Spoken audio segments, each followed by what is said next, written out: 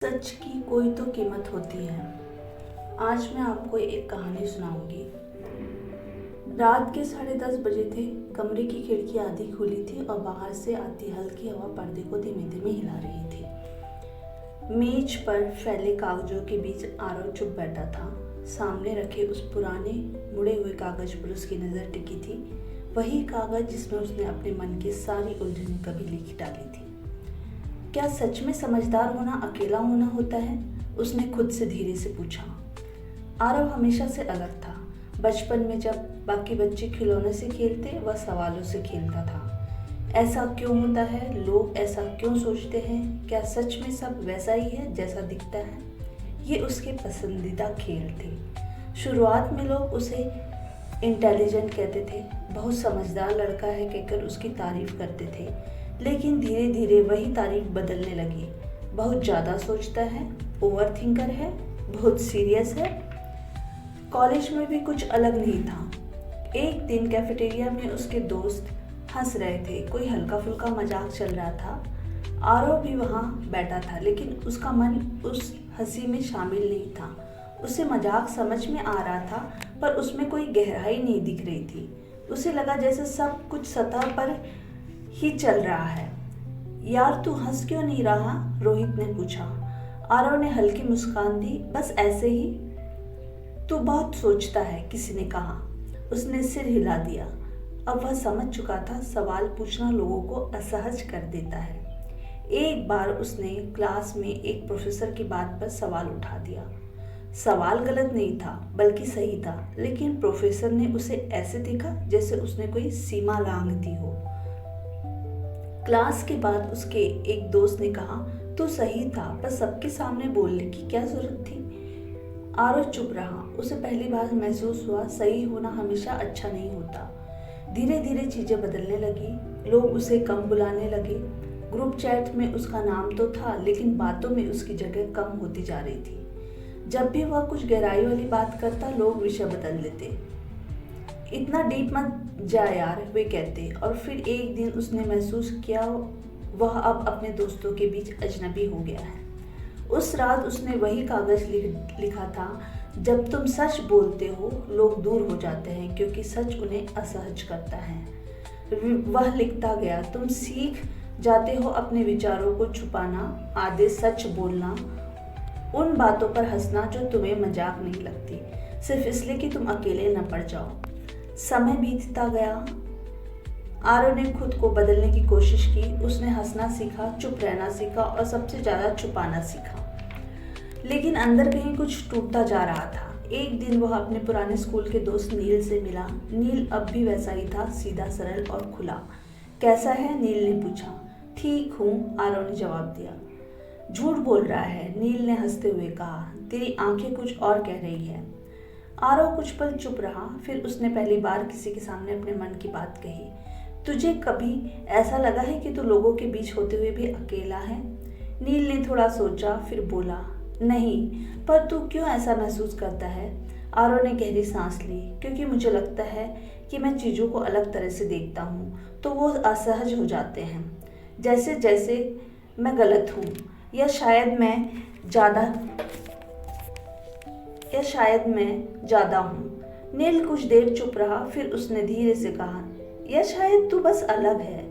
अलग होना आसान नहीं होता, आरव ने कहा, पर नकली होना उससे भी मुश्किल है, नील ने जवाब दिया। उस वाक्य ने आरव को झकझोर दिया। उस रात वह फिर अपने कमरे में बैठा था। वही कागज सामने था, लेकिन इस बार वह उसे पढ़ नहीं रहा था, वह उसे समझ रहा था। Authentic expression is loneliness in motion. वह पंक्ति अब उसे डरावनी नहीं लगी। उसे एहसास हुआ अकेलापन उसकी सजा नहीं था, बल्कि उसकी सच्चाई का परिणाम था, और शायद यही उसकी ताकत भी थी। अगले दिन कॉलेज में एक चर्चा हो रही थी। विषय था सोशल मीडिया और असली जीवन।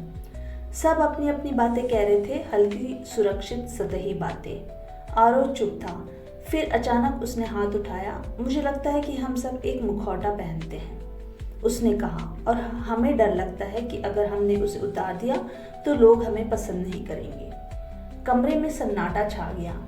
हम सच्चाई से नहीं डरते, वह आगे बोला, हम उस अकेलेपन से डरते हैं जो सच्चाई के साथ आता है। इस बार कोई नहीं हंसा, कोई टोकने भी नहीं आया। कुछ चेहरों पर असहजता थी, कुछ पर सोच और कुछ पर पहली बार समझ। क्लास खत्म होने के बाद एक लड़कियां उसके पास आई। तुमने जो कहा वो सच था, उसने धीरे से कहा। आरव ने हल्की मुस्कान दी। शायद वो पूरी तरह अकेला नहीं था। उस दिन उसे एक नई बात समझ आई। हर कोई गहराई से डरता है, पर हर कोई गहराई चाहता भी है।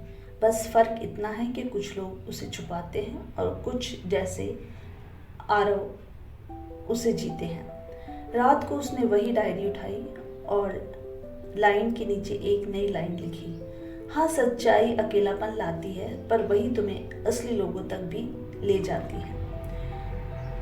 खिड़की से आती हवा अब भी वैसी ही थी, लेकिन इस बार आरव के अंदर कुछ बदल चुका था। वह अब अकेला नहीं था, वह बस सच्चा था। कैसी लगी आपको ये कहानी? क्या आपने कभी गौर किया है कि आप जितने बड़े होते जाते हैं उतना ही अकेलापन महसूस करते हैं? यह एक अजीब बात है ना? आपने सोचा था कि बुद्धिमत्ता आपको लोगों से जोड़ेगी।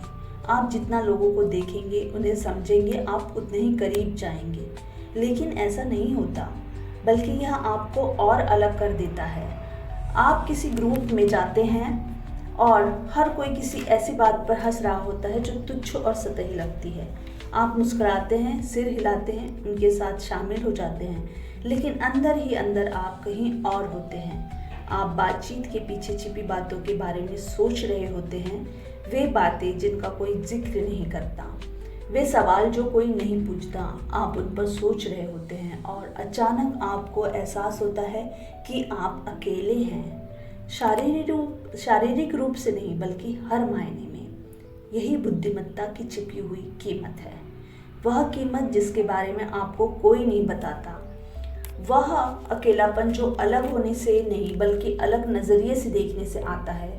बुद्धिमत्ता सिर्फ ज़्यादा जानने के बारे में नहीं है, यह और भी ज़्यादा समझने, उन बिंदुओं को जोड़ने के बारे में है जिन्हें दूसरे नहीं देख पाते। विचारों को उनके तार्किक निष्कर्षों तक ले जाने के बारे में है, भले ही वे निष्कर्ष असहज हों। और यही समस्या है, ज़्यादातर लोग वहाँ जाना नहीं चाहते। वे चीज़ों पर सवाल नहीं उठाना चाहते, वे जो हो रहा है उसी में शामिल होना चाहते हैं। वे सच्चाई की जांच नहीं करना चाहते। वे ये नहीं सोचना चाहते कि राजा ने कपड़े पहने हैं या नहीं। वो तो बस कपड़ों की तारीफ करना चाहते हैं। लेकिन आप इसमें कुछ नहीं कर सकते। आप विसंगतियों, विरोधाभासों, सभा की बातों और हर किसी के बीच के समझौते को देखते हैं जो परम सत्य होने का दिखावा करते हैं। जब आप उन्हें मजाक में या खुलकर भी बताते हैं तो लोग असहज हो जाते हैं। इसलिए नहीं कि आप गलत हैं, बल्कि इसलिए कि आप सही हैं, और सही होना ही सबसे बड़ी बात है। लोग आपकी जांच पड़ताल नहीं करना चाहते, क्योंकि इससे आप खतरनाक बन जाते हैं। इसलिए वे आपसे दूरी बना लेते हैं। शायद जानबूझकर नहीं, किसी बुरी भावना से भी नहीं, लेकिन वे ऐसा करते हैं।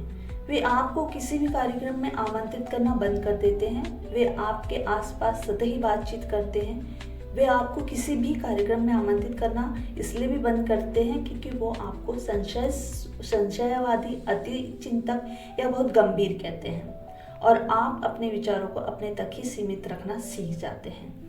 आप उन्हें कम करके आधे अधूरे शब्दों में बोलना सीख जाते हैं। उन चुटकुलों पर हंसना सीख जाते हैं जो आपको मज़ेदार नहीं लगते। उन विचारों पर सहमति जताना सीख जाते हैं जिनसे आप सहमत नहीं हैं। और एक समय बाद आप छिपना सीख जाते हैं, क्योंकि आपने सीखा है कि ईमानदारी से गिरना सामाजिक आत्महत्या है। सच्ची अभिव्यक्ति निरंतर चलने वाला एकाकीपन है। और अंत में मैं यही कहूँगी कि स्वयं को सहज और सच्चा बनाना ही असली है। इस कहानी के साथ मेरे विचार यहीं समाप्त होते हैं। आपको कैसा लगा यह एपिसोड जरूर बताइएगा और लाइक फॉलो करिएगा। धन्यवाद।